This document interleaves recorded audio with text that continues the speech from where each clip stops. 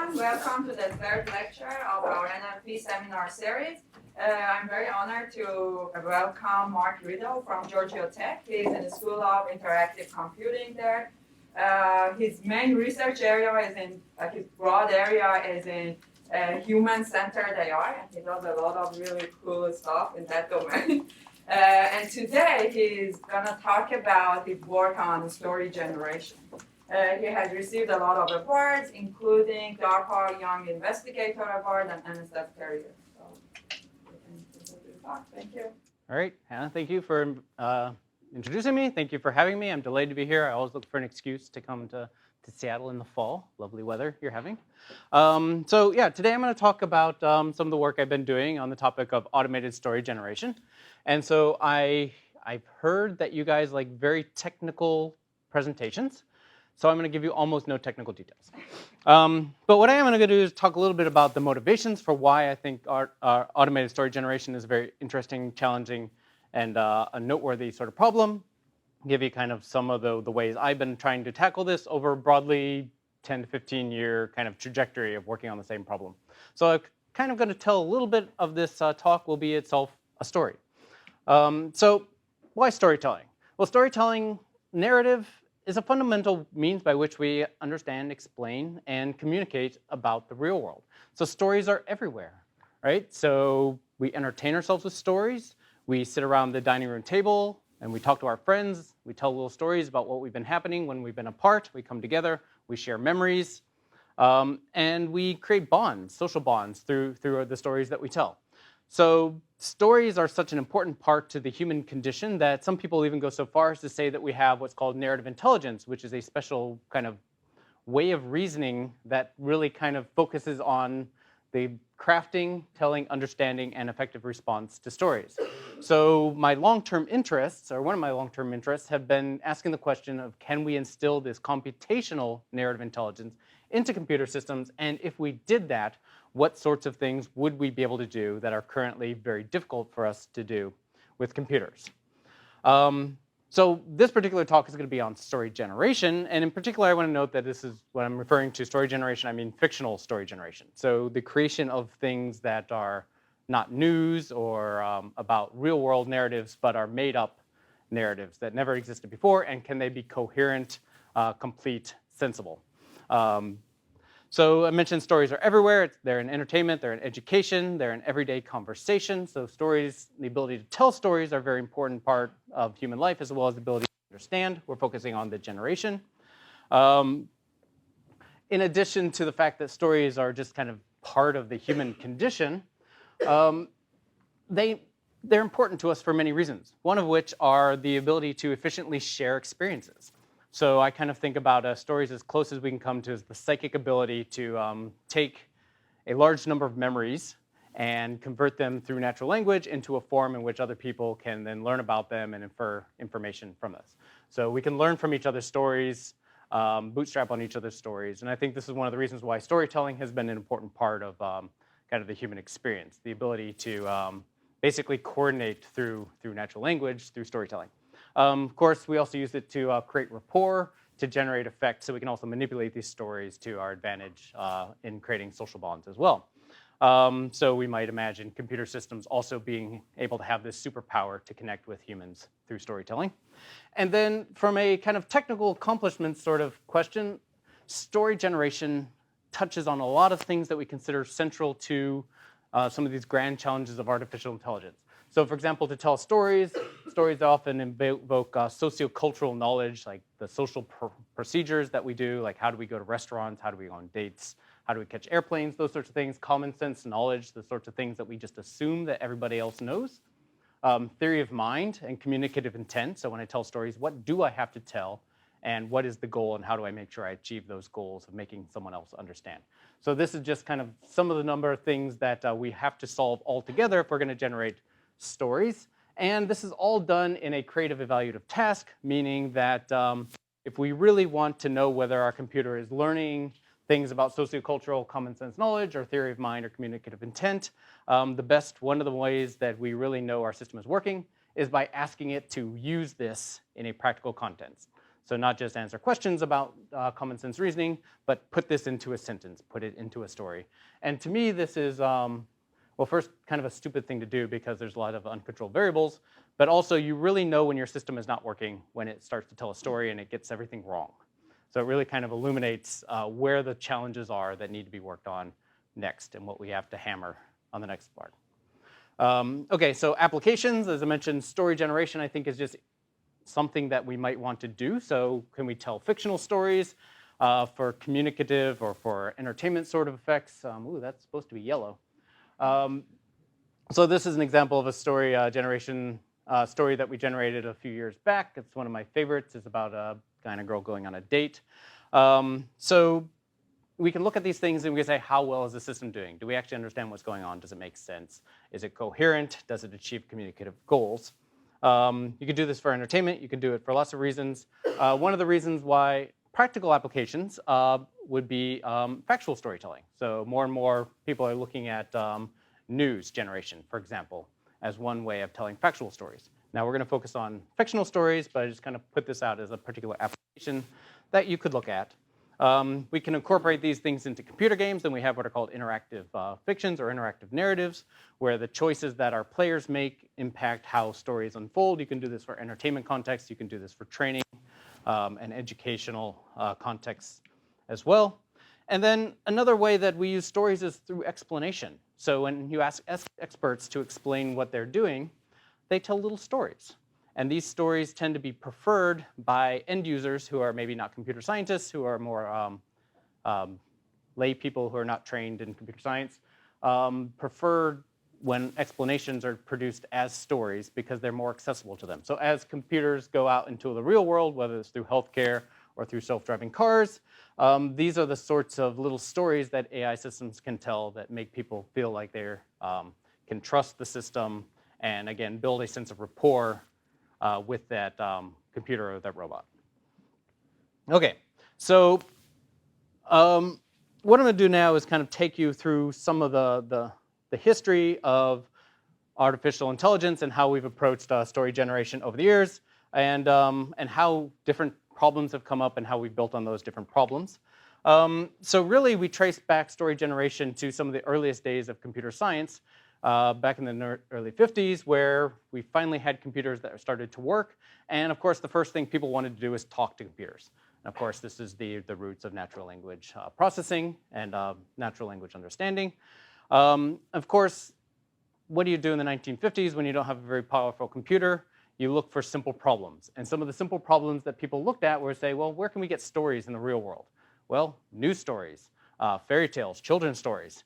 Those looked simple. And I put simples in quotes because it turns out like those are actually not simple sorts of narratives, but they look simple at the time. So a lot of the earliest natural language processing research was done on children's stories and news stories.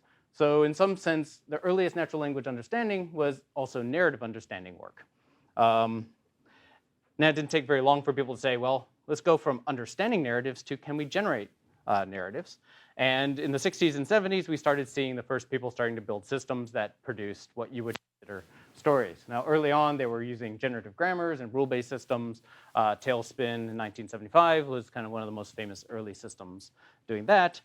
But if you really want to do something that was more sophisticated than a rule-based system or generative grammar, people started to turning to cognitive science and saying, well, what can cognitive scientists tell us about how people create stories, and what concepts can we borrow and bring into computer science and artificial intelligence? And one of the kind of the biggest takeaways from that was that creative writing of any type, including storytelling, is a problem-solving activity. So you have the problem of producing something that could be considered a narrative that has a particular communicative intent or a goal, whether it's affective or communicative or educational, whatever it happens to be. Well, that's great, because as computer scientists studying artificial intelligence, we know how to build artificial intelligence problem solvers. They look like planners or other such technologies that we've known about for a long time. There was another issue that kind of came up through cognitive science, which was the question of should we focus on sentences versus what you might call semantic constructs. So cognitive scientists and psychologists said that, well, when people read stories, they don't remember the individual words, but they do remember the semantics of what was going on, the plot points, if you want to refer to that. So there was a little bit of a debate that goes on to this particular day that when we do story understanding or story generation, should we focus on the semantic constructs, so something that can be kind of thought of as a summary of what's going on, so like Sally killed John with an umbrella, versus work on the actual words that you might find in a corpus. So Sally swung her umbrella with all her might. She knew that she'd never be bothered again by John's mansplaining.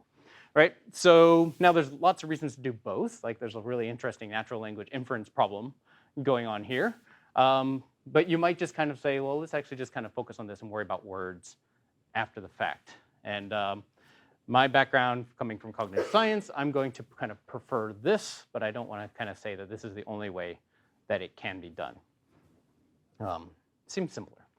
Okay, so my first attempt to build a story generation system was to look at narrative generation as a logical proof, where the idea is you have some sort of initial condition, you have some sort of end condition to the world, and you want to know, are there some number of things, call them actions or events or cognitive constructs, plot points or whatever, that if we put them in between the initial state and the goal state, will transition the world in such a way that is provably coherent to get from the beginning to the end. So this is what a logical proof of Little Red Riding Hood would look like. And the reason why we know what to put in here is because we have some semantic knowledge about the preconditions and effects of each of these constructs. So this is Little Red Riding Hood tells Wolf about Granny.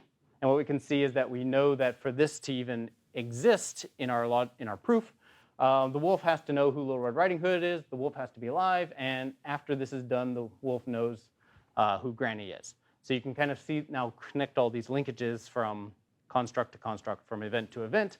And if you can basically find a graph that takes us from this point to this point here, we know that it's provable that the world can be changed in such a way to get to a goal. But more importantly, the sequence of actions or the sequence of events that we put in there itself can be the story. I'm not going to talk a lot about the details of this. This is kind of old work. But just to give you an idea of how this works, this is the story of Aladdin being constructed right now. This is not the Disney version of Aladdin. This is the version of Aladdin where Jasmine, the princess, marries the vizier, the evil vizier, and the genie gets killed. Because it's no fun to generate stories that we already know exist, we want to know, can we generate stories that don't exist, right? And we apply some natural language templates. This is really bad natural language processing. I apologize to this community for bastardizing everything here.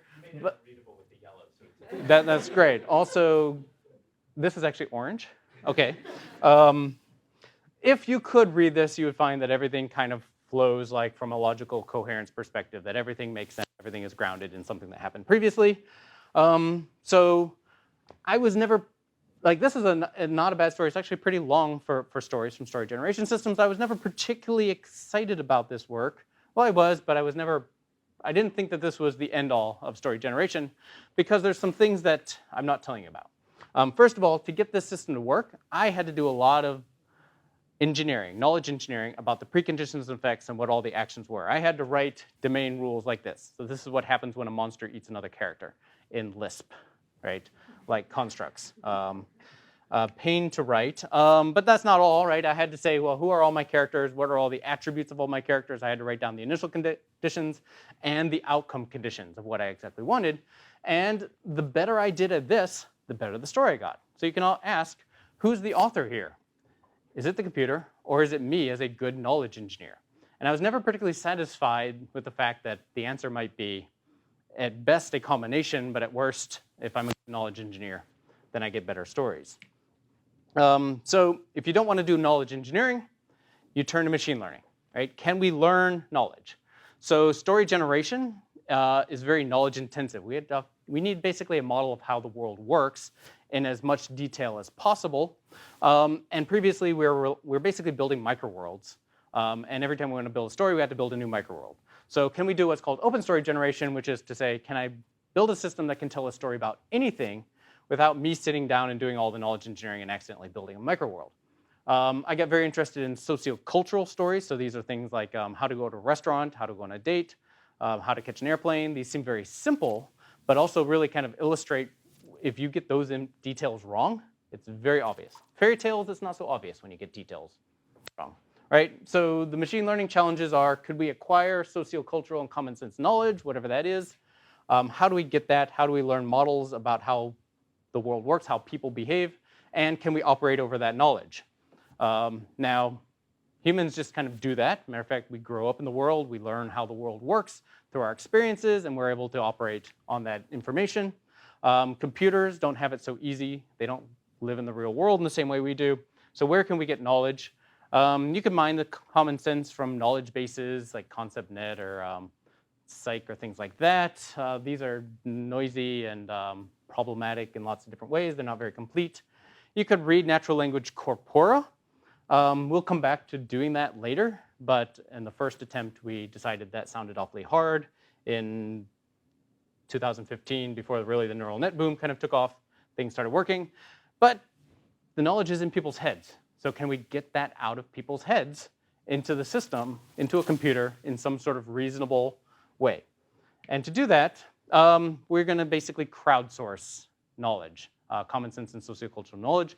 And so we proceduralized this idea of crowdsourcing common sense knowledge and built a system around it that we called Scheherazade. It does two things. It's the first a just-in-time knowledge acquisition system, and then it operates on that knowledge. So basically, here's how the system works in a nutshell.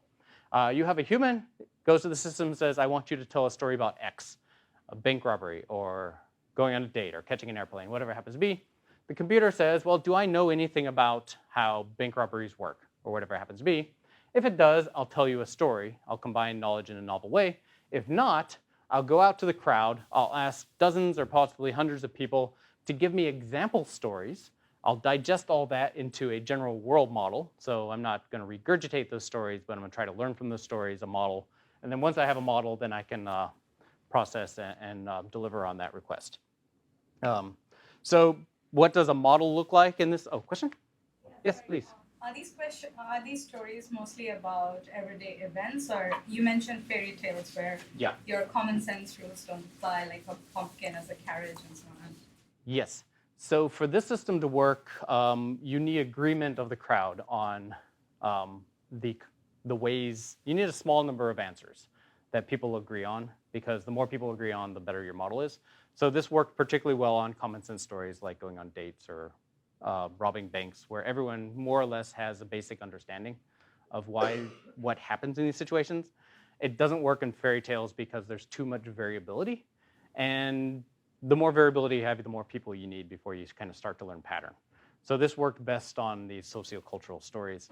Also means that we've gone from grand epic fairy tales to going to restaurants, right? So one of the themes of my talk was that as we moved further and further away from logical systems with lots of knowledge engineering, our stories get shorter and worse over time. So I'm regressing as I go along. But we're solving harder problems along the way, right? Because now I'm not doing knowledge engineering, my crowd is. But they're also not writing logical predicates. They're just giving examples, and we're processing those examples, and we're distilling out or extracting rules about common scenarios. Okay, so this is basically what a model is going to look like for us in this. It's basically the idea is we have a number of events. So again, using this idea of plot points versus sentences, and we're going to learn what these are. So we don't have any pre-existing notions that this is going to a restaurant, what our plot points are, and we don't know what order they come in. But we can get all that from the examples. So if we have a bunch of example stories, let's say of going to restaurants, here we can identify when people seem to be talking about the same things. These become our bubbles. And then if we see that certain bubbles are talked before other bubbles, then this becomes our temporal constraints. So this is not a flow chart. It's more like a partially ordered plan. So paying for food as a concept must be preceded by take out the wallet and place the order. But we don't have any kind of temporal notion between which one of these happens first, right? So I just know that I can walk up all my arrows. I should get something that sort of makes sense. Okay, so again, not going to give a lot of details. This is still kind of old work that I'm not going to focus on too much. But here's an example of a full model. This is for going on a date. So yes, we did ask people in the crowd to tell us what happens when they go on a date to a movie theater. We asked about 60 people, and this is the model we get, the model system that learned. So it has a lot of things that sort of make sense about turning off your cell phones, eating popcorns. My favorite part is over here. The system learned how to get a kiss. And for those of you who are struggling with this, I understand it's difficult. Try holding hands first. Okay. So now we've all learned something from a computer. That's very good. Okay. I have not personally tested this in the real world. No, that's not true. I'm married. Oh, okay. All right. So once you have this data structure, right, you just have to go through and find a sequential ordering that doesn't violate any of these linkages. So think of those as constraints. So it's a constraint satisfaction problem at this point. And if you pick the ordering of all these plot points, then you go back and you generate sentences for each one of those plot points. How do you do that? Well, the crowd gave us sentences, so we're going to do the skeezy thing and just kind of go in and pick the crowd's sentences and put them in order. And what that gives you is a very nice, easy to read story. Not really doing natural language processing, but the ordering should make sense. And again, this is actually a story in which John gets the kiss, and the patriarchy is preserved. Okay, so I'm not going to give you evaluation results in this. Instead, I will give you this. So the Guardian newspaper in London decided to publish some of these stories, and they asked a literary reviewer to review the stories. And I'm just going to highlight this thing here at the end. So the literary expert basically said that we have reached Dan Brown level. So almost Dan Brown level. So that's awesome, except that's actually not very good, right? So you can fund your research forever. yes. So that is how I make all of my money. No. So actually, I would not even say that like this is actually more of a dig at Dan Brown than it is to say anything good about my system. But I do like to say that we're at least as good as Dan Brown is. Take for whatever you want from that. Okay. All right. But crowdsourcing. Crowdsourcing is really actually not that scalable, right? So I can only tell short stories that are about common sense techniques or common sense procedures. Every time I want to tell a new story, I do have to crowdsource. And my system did have to pay people, so Scheherazade had a bank account, which made me really nervous. So we don't use that system anymore. What I'd really like to do is I'd really like to go out on the internet and basically say everything I need to learn about how to tell a story and the topics that the stories are about, I'm going to get from reading things off the internet or some readily available corpus. There are many corpora out there, Project Gutenberg, Reddit writing prompts, scraping amateur fiction sites, Wikipedia movie plots, going all the way back to actually Noah's, some of his original corpora on movie plots. Turns out we're going to use this one. May not be the best choice necessarily. It's not actually particularly good data, but that's where we're going to start. Let's just say I'm going to read Wikipedia plots and try to learn everything there is to know about how to construct a story and produce stories about topics that are of interest. And we're going to turn to deep neural nets, specifically recurrent neural networks. I'm going to assume that this audience is somewhat familiar with recurrent neural networks. So basically, it's a probabilistic modeling technique. We're looking at either characters, words, or sentences. And specifically for the next few minutes, we're going to talk about sequence-to-sequence networks, which is basically just a way of taking a sequence of words and trying to produce a summary vector that kind of encapsulates everything that's going on in that sequence, decoded in such a way that it can be encoded into another sequence. So this is a particularly standard way, now obsolete because of transformers, but this is where we're. Okay, so here's the basic idea if you want to use a sequence-to-sequence recurrent neural network to generate stories. The idea is that you'd have some sort of human, provides you with a sentence, a sequence of words, you pump it in through the neural network, you get out another sequence. So for example, John unwittingly unleashes an insidious pox, something that happens to be in my corpus. You might get out another sentence return. He crumples and is about to be husked, which is not particularly grammatical, but is an example of something that was produced. We have a lot of data problems with this particular Wikiplot data set. And if you want to do more than one sentence, then you take whatever the output sentence is, becomes the input sentence, and you keep doing this and doing this and do this until you get as many sentences as you want. Okay? So let's just see how this operates on this particular data set. Okay, so here's an example sentence from our corpus. So R2-D2 carrying some drinks on a tray strapped to his back passes Yoda, who uses his force powers to hog the drinks. This is an actual sentence in my corpus. God only knows what it's in there, why it's in there, but it is. So let's just see what happens. Okay, so the next sentence in the corpus that you would expect if your model was working particularly well is Obi-Wan and Anakin are drinking happily when Chewbacca takes a Polaroid of Anakin and Obi-Wan. Again, I don't know why this is in the data. But when we train our neural network on this corpus and we ask it, feed in this sentence and ask what we get next, we get, can this block give him the advantage of personally run around with a large stick of cheese? So I guess food is a theme that it's kind of picking up on, but does this make sense? Maybe it does, maybe it doesn't. We don't really kind of know. But you might say, well, maybe you don't have enough data, or maybe it's bad data. What happens if you have a lot of data? Well, people have tried this. So I think at this point, we're all kind of familiar with these large transformer language models. GPT-2 in particular is very good at generating things. Of course, now we have Grover and some other things as well, right?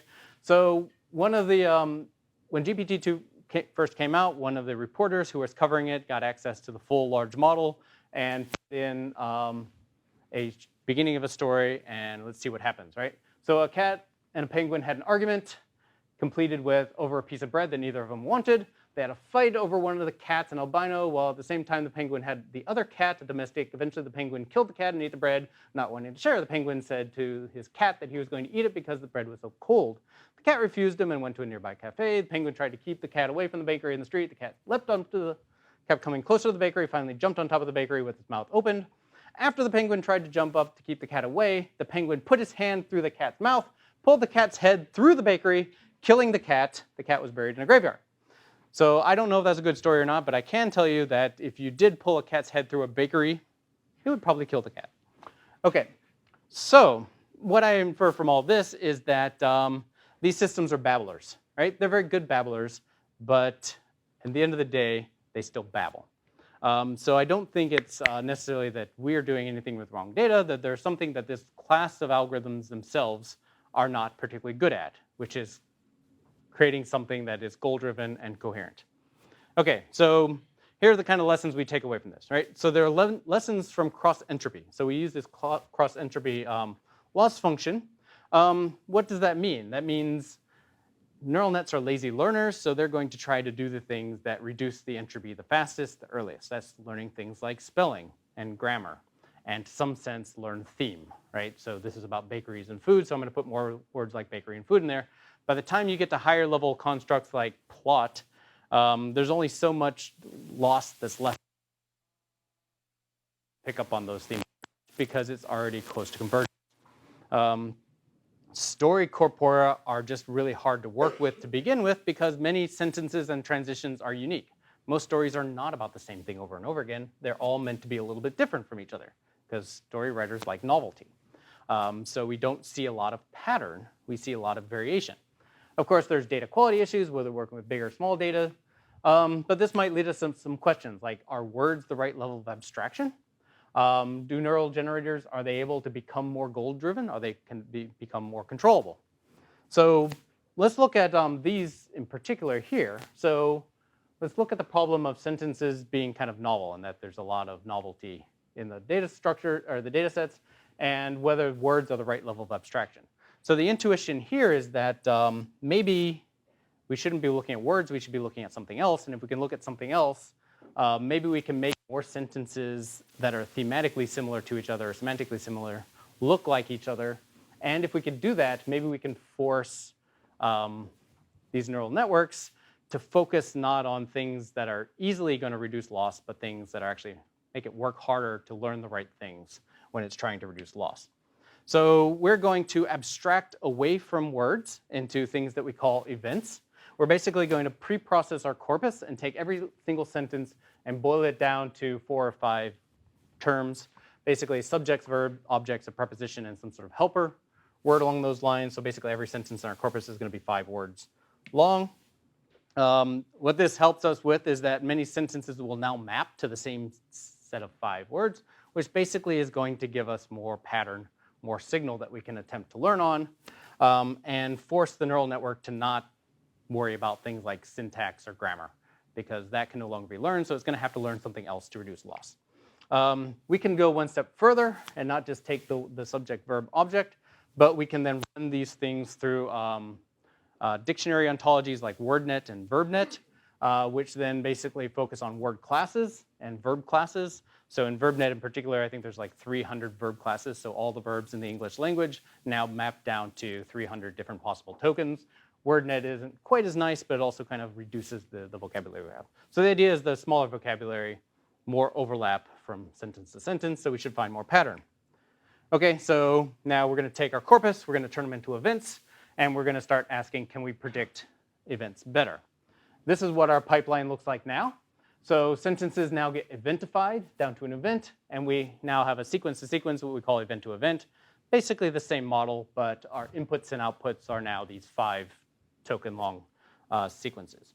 So now John unwittingly leashes this insidious pox, becomes person disassembles a contagious disease, and we get some sort of output such as male spatial configuration, null, adopt, something like that, right? And we can do this over and over again. Does this help?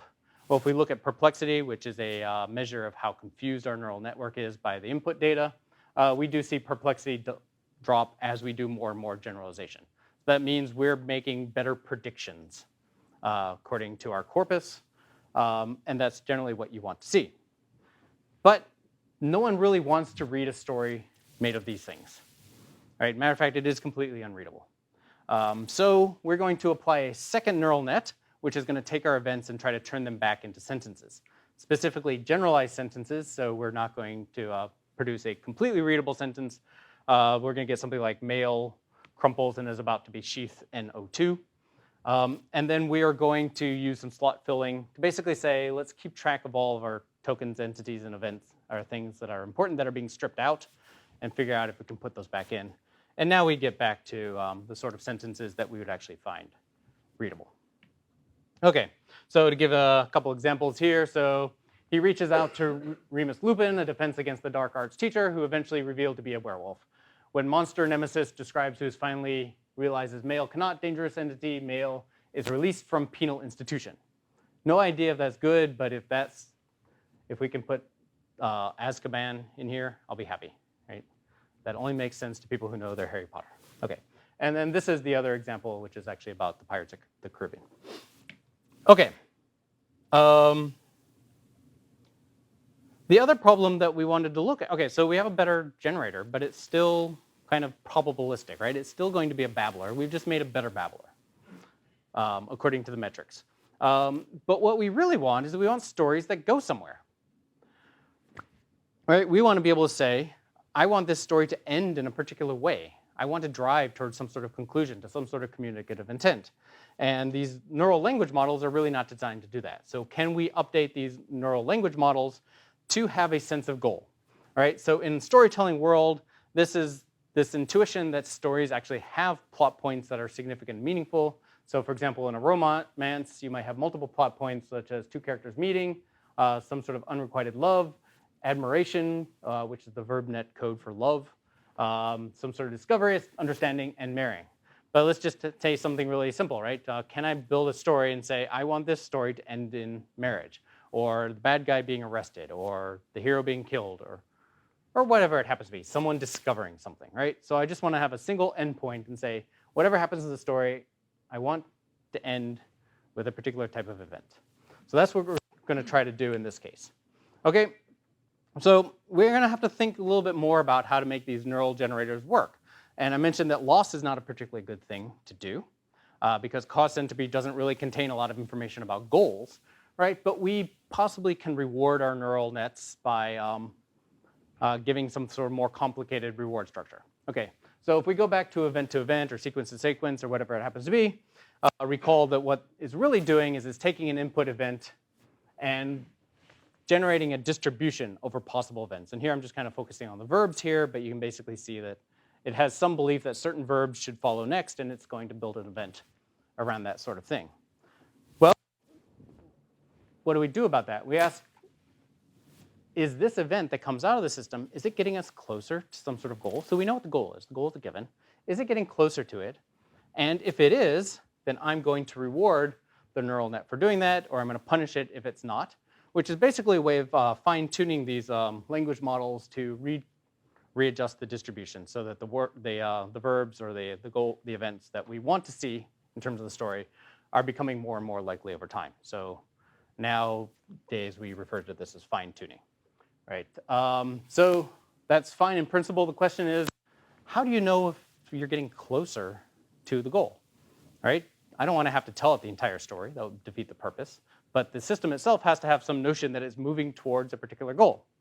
Well, let's go back to the corpus. The corpus knows. We can take every event or every verb in my original training corpus, and we can basically say, what are all the verbs in all the sentences or events that we see right before the goal? What are all the verbs that are 2 sentences away, 3 sentences away, so on and so forth, right? So we can get a sense for distance between every verb and our target goal. And now we have the idea that we can give higher reward for whenever we generate events that produce things that are closer to the goal.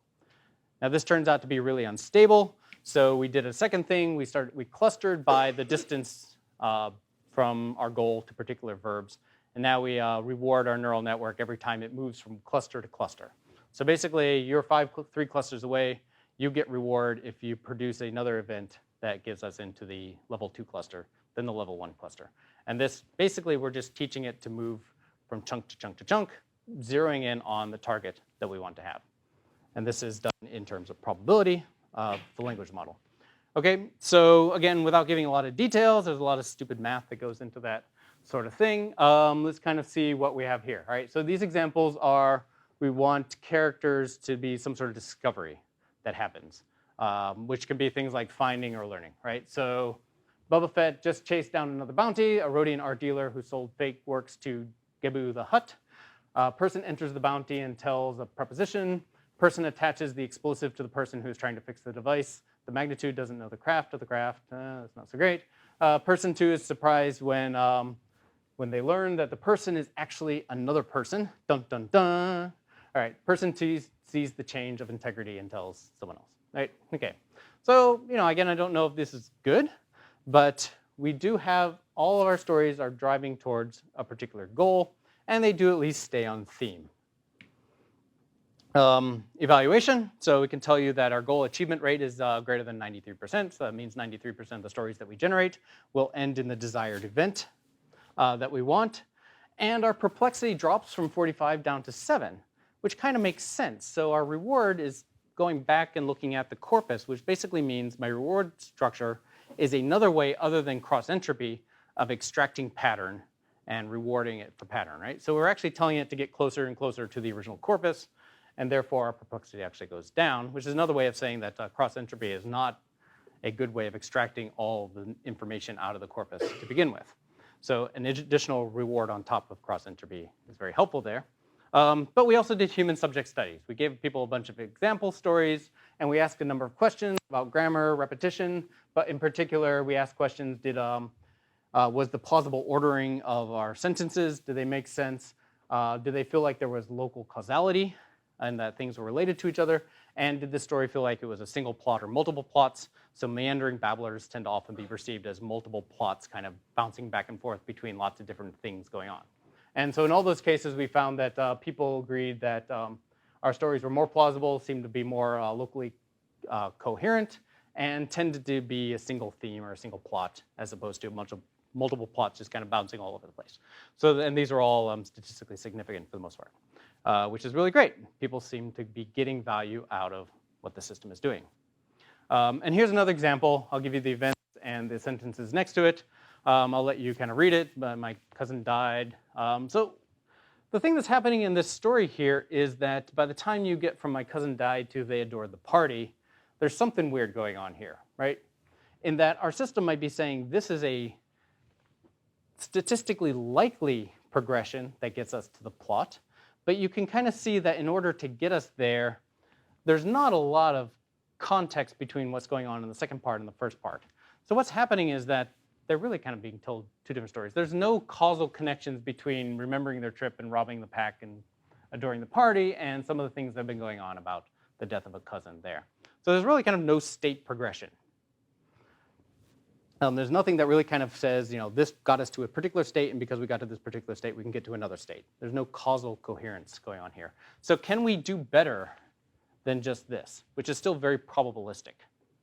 Another way of saying this is that the latent state in our neural networks are probably not the state of the story world. They're probably still more thematic at best in that word association sort of game that these neural networks play. So for example, if you want to have Sally picks up an umbrella and some other stuff going on, you might have 5 or 6 or 7 different sentences, then you need to know, does it make sense to have Sally hit John with the umbrella? All right, is there some sort of causal connection between things that happen early in the story and things that happen late in the story? Going there, how do we model those sorts of connections? And an answer, which I think is not the ultimate answer, but I think a step along the way is to actually explicitly model the state of the story world and have the neural net reason about what the state is and make choices based on what is known about what's in the world, as opposed to just saying, statistically, I can say this without any sort of connection, right? So having some sort of a knowledge graph is basically a graphical relationship that relates concepts to other concepts. So Sally has an umbrella, Sally hates John, Sally's at the tech meetup, John's at the tech meetup, so they're at the same place, so that should be interesting and useful information, and John is a mansplainer, et cetera, et cetera, et cetera, right? So which is why all crimes happen. Okay, okay, so how do we use this kind of concept of explicit state to maintain a long-term state context through a neural story generation system? I'm gonna take a little detour now, because to answer this question, I first felt I needed to work on a simpler problem. And in terms of a simpler problem, I actually ended up working on another really hard problem. But it's a problem that manifested the importance of state coherence in a particular way. We turned to text adventure games. Now, I don't know how many people played text adventure games, Zork or Hitchhiker's Guide to the Galaxy.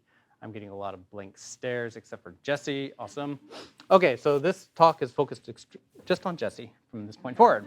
Okay, so text adventure games are a game in which basically that plays in a text console.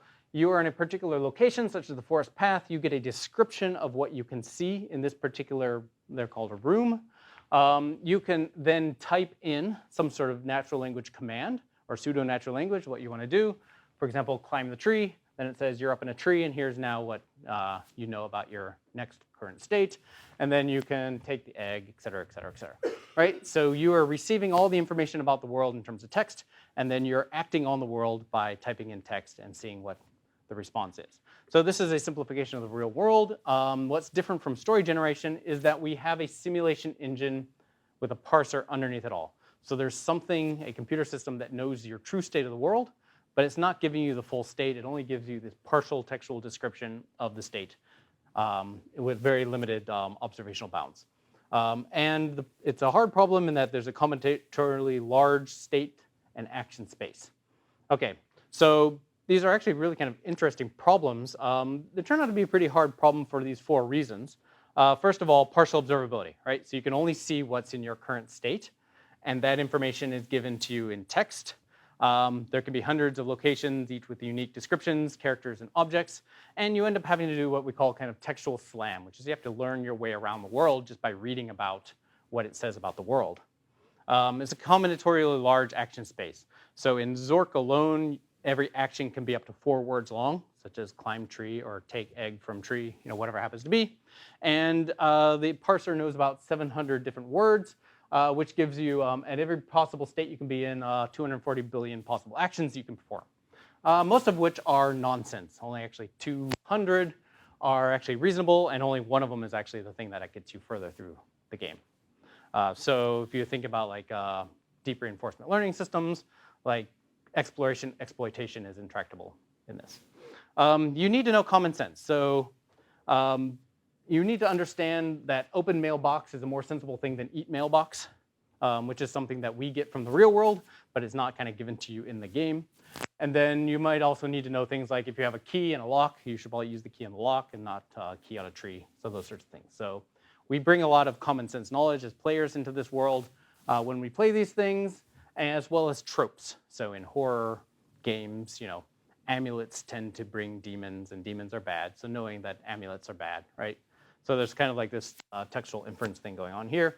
And of course, you have long-term relationships. So early in the game in Zork, spoiler alert, you need to get the bread because later on you'll meet the Gru, which is a big monster, which will eat you if you don't have the bread, right? And this happens like 300, at least 100 steps before you actually have to make use of the bread. So you actually kind of have to remember something about your state of the world in order to make reasonable actions later on, which is the problem that we are interested in from a story generation problem. That is, if nothing else, the same problem.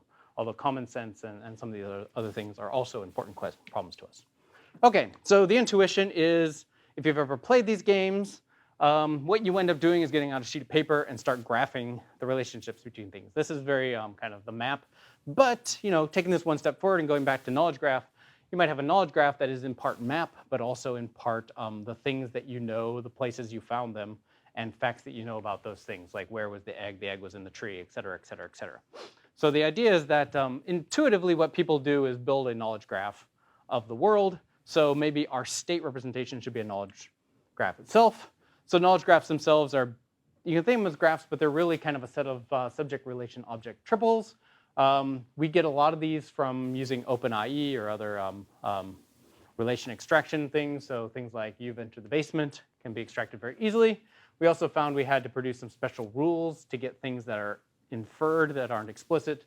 Like you can look at a text and say, all right, it'll say the basement has an exit to the north, right? Open information extraction doesn't pick that up, so we built special rules to make sure we extract some of the other things where OpenIE fails. And importantly, the knowledge graph is just constructed and it's built and built and built, and it's not thrown away after every single step, unlike the text that we get from every room has to get thrown away. So our graph itself is actually two parts. One is a long-term relationship about the world, and there's some of it that's local information that's only relevant to this particular room. We keep track of what's what, and we throw away the local stuff that aren't going to persist, and we keep the persistive stuff. So we've built a number of rules to basically say, as we play this game, what needs to be maintained in our graph, what gets added, what gets deleted, based on our understanding about how these games work. Okay, so at this point, we know we have a knowledge graph. It acts as a persistent long-term memory for us. For those of you who are also into memory networks, knowledge graphs and memory networks are very closely aligned to each other. We're building a map, but we're also containing information about action affordances. And so the next question is, once we can do that, how do we use that? How do we incorporate this into the decision-making of an agent? And this is a reinforcement learning problem for us. So text adventures are partially observable worlds, environments, and we're going to use the A to C technique, which is kind of state-of-the-art reinforcement learning decision-making system. And here is what our architecture looks like.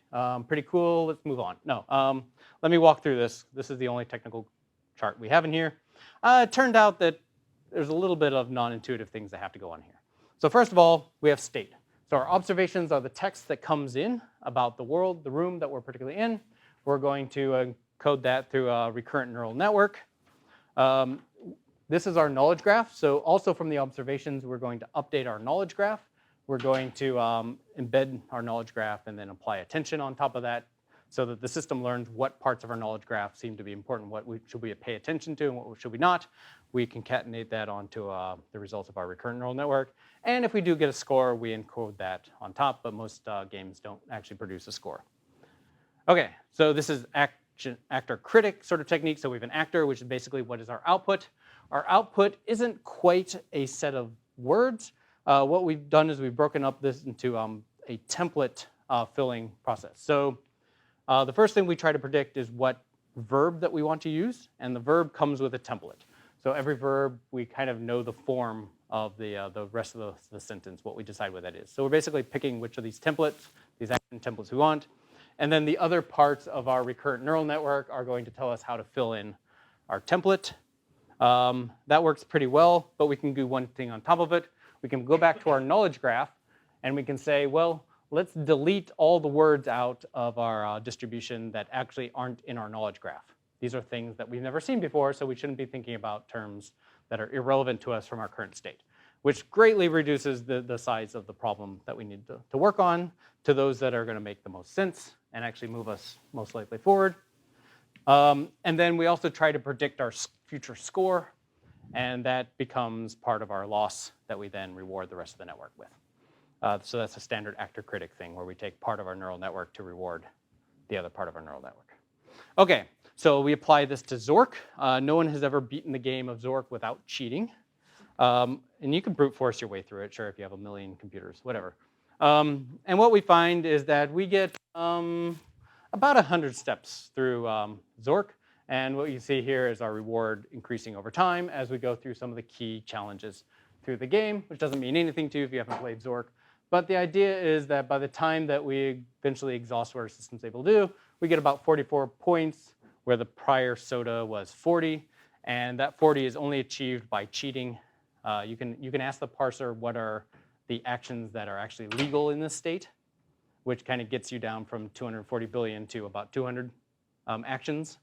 So if you look at only the 200 known actions that'll actually work, then you can get through the same point and get about 40 points. We do better than the cheating systems, basically, is the lesson that we have there.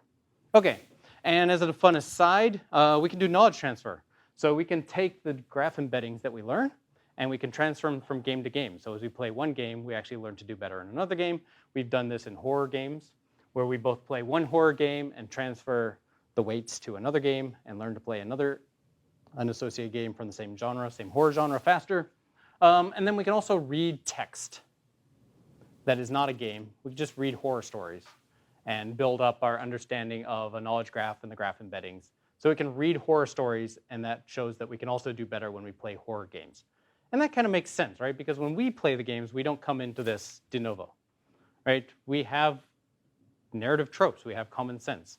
All this is to say we can pre-process, we can pre-train on things outside of games, and we don't have to come into these games knowing nothing about the genre.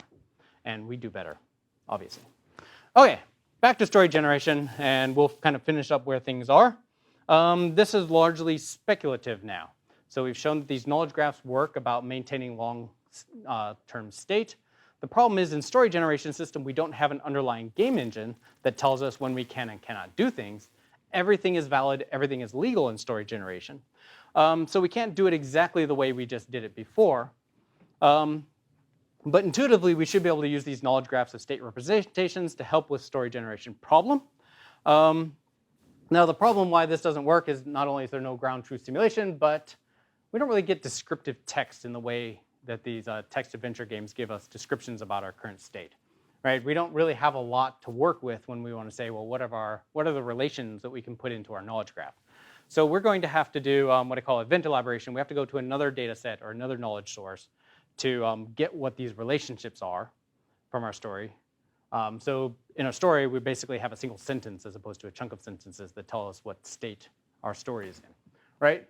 But in particular, we can go back to VerbNet, and VerbNet is a very interesting ontology. Not only does it tell us what all the main action classes are, or our verb classes, but it also gives us frame information to say if a certain sentence is structured in a certain way, then there are certain things that we know about this sentence. So a particular person is confronting someone else with a particular instrument, and there's a theme going on, so on and so forth. With a little bit of work, you can turn these semantics into precondition and postcondition information. So in this particular frame, which is Vader faced Luke with his Skywalker, with his lightsaber, we know information by running this through VerbNet to say that someone has an instrument. So Luke has a lightsaber.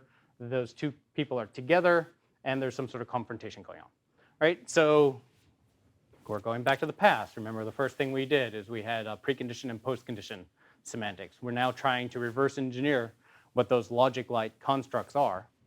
Because if we can now take our event to event, which was going from sentence to sentence or from event to event, and saying, in addition, now we are building a knowledge graph from the information we get out of VerbNet for every single sentence, combining these things together, and we should be able to make a better choice about what our event is.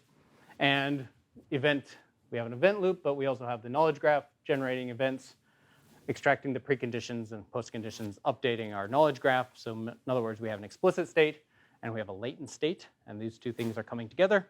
And you might be able to even do some fun things like have our knowledge graph system reinforce or supervise what our language models are doing, so that over time our event-to-event model actually learns to predict what our knowledge graph is going to do as well, which may provide some additional affordances for getting a better system that learns over time. And again, we have not built this system yet. We've speculated on this system, and we're trying to build that now. So in the next few months, we should have some results as to how well this works. Okay, so I'm not one for endings, so I guess I'm a bad storyteller, but let me just kind of wrap up here with some concluding thoughts. So narrative intelligence, I think it's an important part to human intelligence. I think it's going to be an important part for achieving artificial intelligence. Computational narrative intelligence is particularly important to many practical real-world problems. Story generation itself is just one aspect of narrative intelligence, so I think there's going to be a lot of things that we're going to learn along the way of doing storytelling that will help us with some of our larger long-term problems. Another way of saying that is I think artificial intelligence runs through stories, or stories run through artificial intelligence, and that I'm particularly excited about my current work because what we see is a lot of what we know from natural language processing, as well as the cognitive AI perspectives are starting to come back together, and we might have a best of both worlds sort of situation. And again, human interaction, human intelligence, and artificial intelligence. I think we are going to end up accidentally addressing a lot of those core problems that have been central to our field as a whole as we kind of move forward. And stories are fun, so there's that. A lot of work went into all this. This is just a small set of the number of people who've helped me out over the years, and a few of the people that I've tricked into giving me money to do storytelling. And of course, we're hiring. These are our core areas, and we have a new building, which is the only reason you really need to know why you should come work for Georgia Tech. All right. Thank you very much. I don't know how I am on time, but I'm happy to answer as many questions as you throw at me. All right, awesome. Thanks.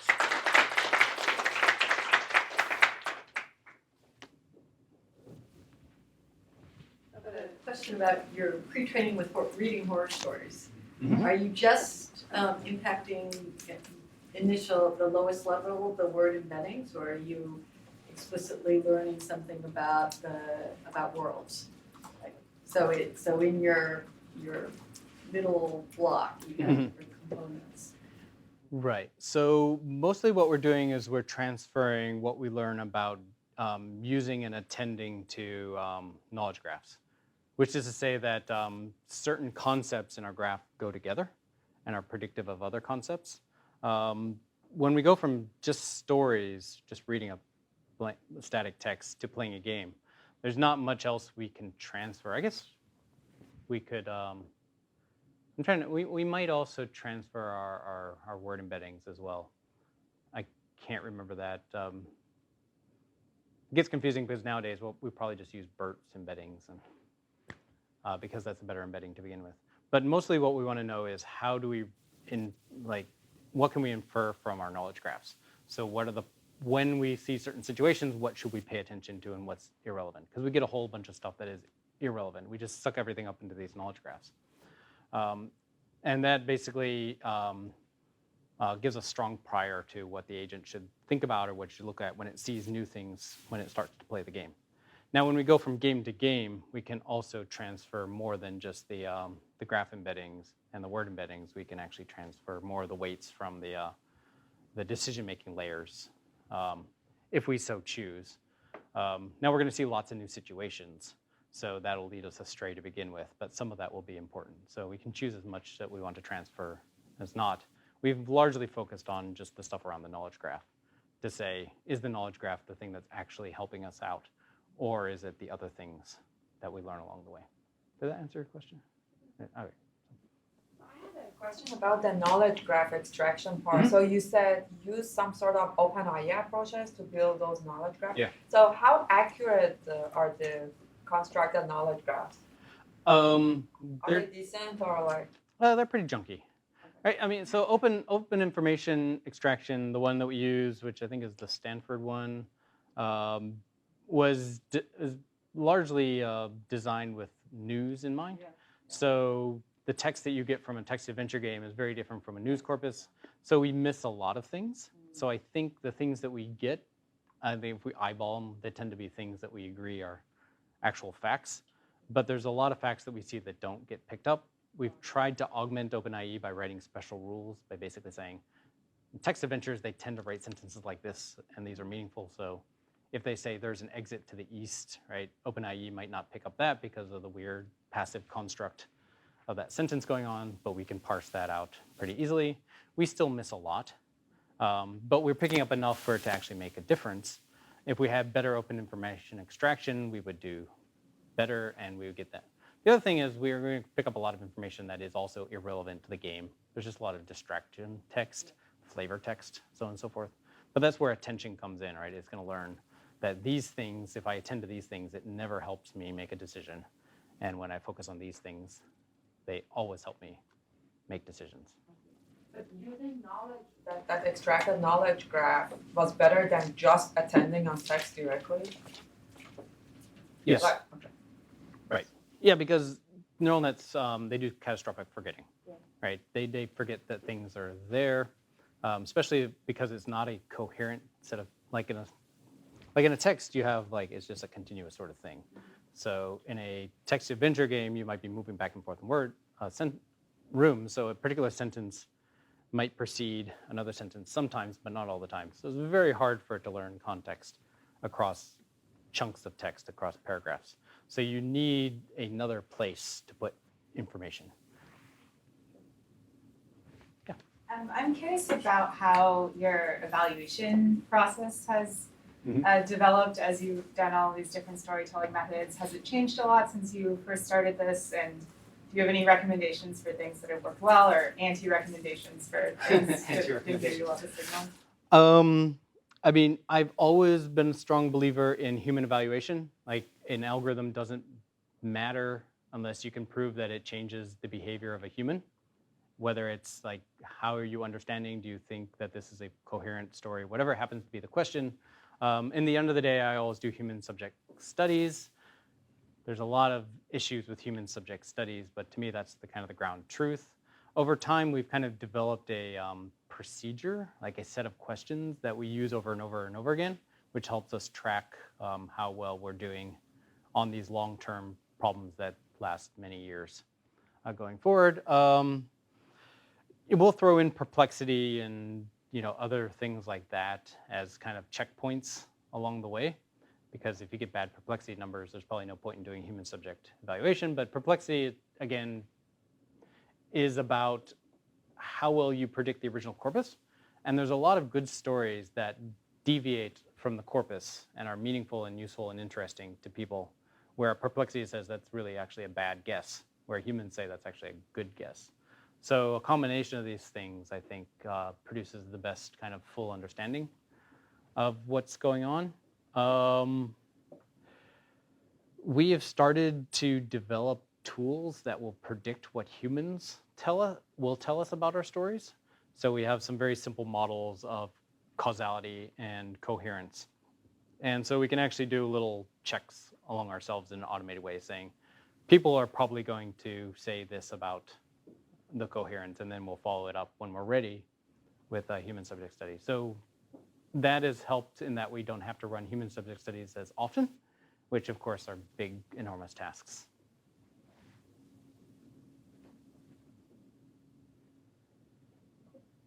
Thank you. All right, awesome. Thank you very much. It's been a pleasure.